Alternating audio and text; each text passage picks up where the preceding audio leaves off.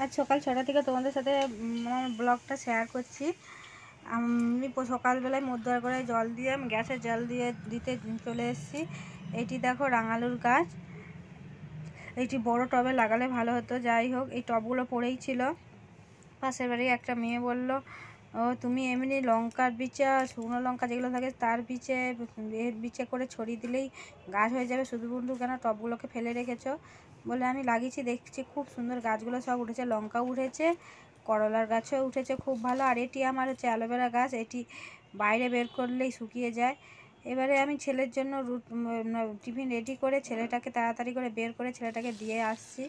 এবারে দুপুরবেলা আমি আমার কর্তা ঘরে নেই, তাই জন্য আমার ছেলেও বেশি কিছু খায়নি। আর আজকে হচ্ছে পূর্ণিমা, তাই জন্য ডিম টিম কিছু খাওয়া চলবে না, তাই আমি করে নিয়েছি ভাত ডাল ভাতে আর আলু আর টমেটো ভাতে ভালো করে মাখিয়ে নিয়েছি। এবার ছেলেটাকে নিয়ে আমি খেয়ে নিয়েছি, খেয়ে দিয়ে ছেলেটাকে নিয়ে চলে এসেছি। ছেলে এসে হাত পা ধুয়ে চান টান করে রান্নিক করে খেয়ে দিয়ে সে স্কুল যে প্রাইভেট যাবে বলে তার ব্যাগটাকে গুছিয়ে নিচ্ছে।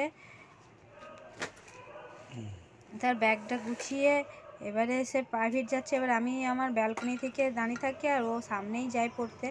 যতক্ষণ না সে আড়াল হয় ততক্ষণ সে বাই করতেই থাকে, আমাকে তাই জন্য দাঁড়িয়ে থাকতে হয় আর আমাকেও বাই করতে হয়। তারপরে আমি মাথায় আমি সর্ষের তেল মেখে নিয়েছি, মাথায় তেল মেখে সিঁদুর পরে নিয়েছি। এবারে আমি সন্ধ্যা দেবো। আর কীরকম জপজপা করে তেল মেখেছি দেখো। মাথায় তেলটা না মাখলে না মাথাটা কেমন ঘুরে আর মাথার চুলগুলো বাজে হয়ে যায় মাঝে মাঝে, তাই জন্য তেল মাখতে হয়। এবারে আমার নাস্তা চলে এসছে, ইডলি সম্বর আর নারকেলের চাটনি।